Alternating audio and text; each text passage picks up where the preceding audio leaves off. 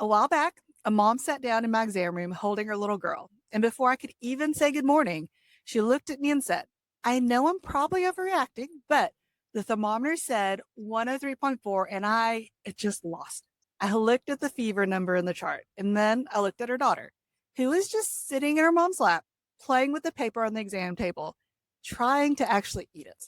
And I know something that mama just didn't know yet. I hadn't even touched your daughter, and I already had more useful information than that thermometer gave her all night. Because here's what nobody has ever told you. When you tell me your child's temperature, that number is one of the least useful things you can hand me. There's actually a short list of things I'm actually checking, and the number is at the bottom of it. Today, I'm going to show you that list. By the end of this episode, you'll know exactly what your child's doctor is looking at when they seem weirdly calm about a fever that you had pacing the hallway at night. If we haven't met, I'm Mary. I'm a pediatric PA. I've been practicing for over 15 years, and I'm also a mom of 3. So I've seen fevers from both sides of the exam room, the clinical side, where I sort through them all day long, and the mom side, standing in my own kitchen at midnight, looking at a thermometer, feeling my stomach drop. So nothing I say today is me judging you for panicking. I've felt the flutter. This is me handing you what I know so that the next fever goes differently. So let me name what actually happens when that thermometer beeps. You see a number. Let's say it's 103, and your brain does the math that it wasn't trained to do. It goes 98.6 is normal.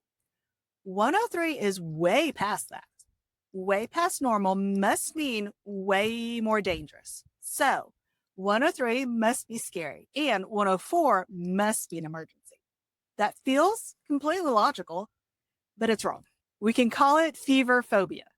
Parents lose sleep, they panic, they treat numbers that don't need treating, and it comes from a handful of myths that got passed down like a family recipe. Your mom believed them, her mom believed them. Nobody ever sat down and untaught them. So that's what we're doing today. And then I'll show you what I check instead. First things first, let's get straight on what a fever even is, because this changes everything downstream. A fever is a body temperature of 100.4 or higher. Below that, that's a normal temperature, not a fever. So that 99.2 at 4 in the afternoon, girl, that's not a fever. That's a Tuesday. Don't treat it. Don't chart it. Don't spiral over it. And a real fever, an actual 100.4 or higher, still isn't the enemy.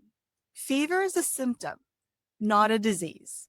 It shows up when your child catches a new infection, and it's actually part of the defense.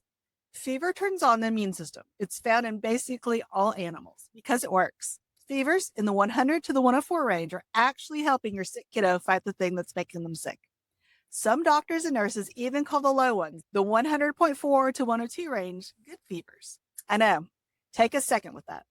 The thing you've been fighting all night has been on your team the whole time. Okay, so now the myths. Let me knock down the big 3 because these are the ones stealing your sleep. Myth number 1. High fevers cause brain damage. They don't. Fevers from infection do not cause brain damage, period. The brain has a thermostat, and it keeps the body at the best temperature to fight the germs. Your child's brain knows when the body is too hot. It will not cook itself fighting a cold. The rare, truly dangerous temperatures you may have heard about don't come from a virus at all. They come from things like a child left in a hot car, not from the bug your kiddo picked up at daycare. Myth number 2. If I don't treat it, the fever will just keep climbing forever. Also a no. That same thermostat is running the show. Most fevers with infections stay below 104. And the fever isn't a runaway train that just climbs and climbs. It has a driver. The body sets the temperature on purpose and holds it there while it fights. Myth number 3. A high number means a serious cause. This is the big one. The height of the fever tells us very little about how serious the cause is. Regular, everyday viruses can throw a 104-degree fever, and truly serious infections can show up with a low-grade fever. The number is not a danger meter. It never was. So if I'm not staring at the number, what am I looking at? I'm looking at your child. And I want to teach you to do the same thing because this is an actual skill. Look at your child, not the thermometer. How that child looks and acts is what matters. The exact number is not. Here's what that means in real life. A kiddo with a 103 temperature who's drinking, whining about wanting a popsicle, and watching her TV show, completely different than a kiddo with a 101 temperature who's limp, won't smile, and barely responds to you. If I only gave you the two numbers, you'd probably worry about the wrong kid. The behavior is the information. Is she drinking? Is she playing at all, even a little? When she's awake, is she alert? Does she respond to you? Does she still act like herself somewhere under the misery? Sleeping when sick is normal, but awake should still look like awake. That's what I clocked in that exam room before I ever said a word. Not the one at 3.4, the little girl trying to eat the table paper. A kiddo who's trying to snack on exam paper is a kiddo whose body is doing its job. Now, I would never tell you the number never matters. There are exactly 2 times that it does, and I want them living in your head. But hear me on this. Neither one is because the fever is hurting your child. They're both just smart cues to get another set of eyes on your kid. Cue number 1. Your baby is under 3 months old and the temperature is 100.4 or higher. Now, that's a right now, call right away situation every single time, even if your baby looks okay.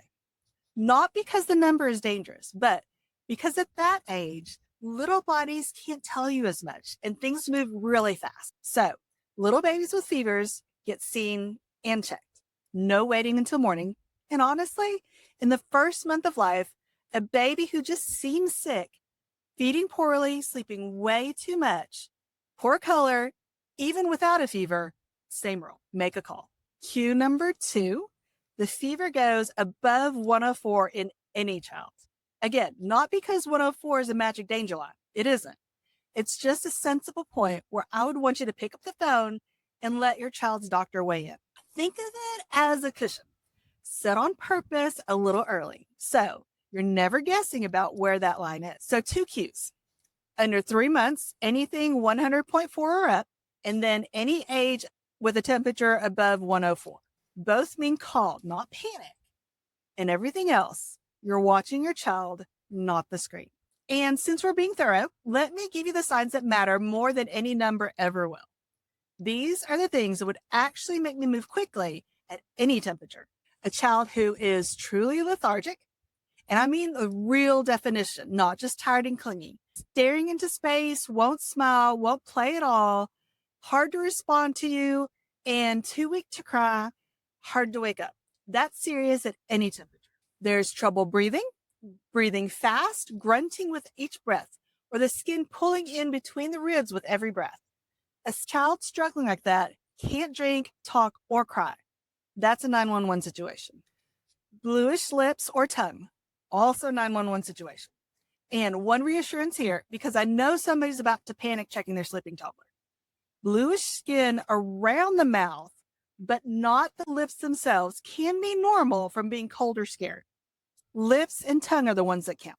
Purple or blood red spots or dots on the skin, especially with a fever, press on that rash. A normal viral rash will fade when you press on it. These don't. Spots that don't fade need to be seen. Then there's signs of dehydration. They don't pee in 8 hours. They're crying, but no tears are being made. They have a dry mouth and tongue. And in young babies, they'll have a sunken soft spot. Another warning sign is a stiff neck with fever, meaning your child truly can't bring their chin down to their chest. None of those are keep an eye on its signs. Those are all call your child's doctor now. And if you can't reach them, go to the urgent care of the ER. But notice something. Not one of them is a thermometer reading. Every single one is something you see by looking at your child, which you already do better than anyone on the planet. Okay, last piece. Fever medicine, because I know the routine. The thermometer beeps and your hand is already reaching for the cabinet. Let's clean this one up too. You don't need to medicate every fever. The general guideline is to start fever medicine only when it's higher than 102. Below that, remember, the fever is doing a job. You're allowed to let it work. However, if your child acts uncomfortable, it's okay to give them fever medicine. When you do treat, pick one medicine, acetaminophen or ibuprofen. in the correct dose for your child by their weight. Don't do both together. Doubling up isn't needed and it can cause side effects. And here's the part that stops the midnight panic spiral for so many moms. Fever medicine brings the temperature down about 2 degrees. It usually doesn't bring it back all the way to normal, and that's fine. That's the medicine working, not failing. And when the medicine wears off, the fever comes back up. Also normal. It doesn't mean that something's wrong. It just means that the infection isn't finished yet. Most fevers with everyday viruses run about 2 to 3 days and leave when the body wins, usually around day 3 to 5. So the goal of the medicine was never make the number normal. The goal is a more comfortable kid. Remember to also keep fluids going. Extra fluids alone can also bring a fever down some.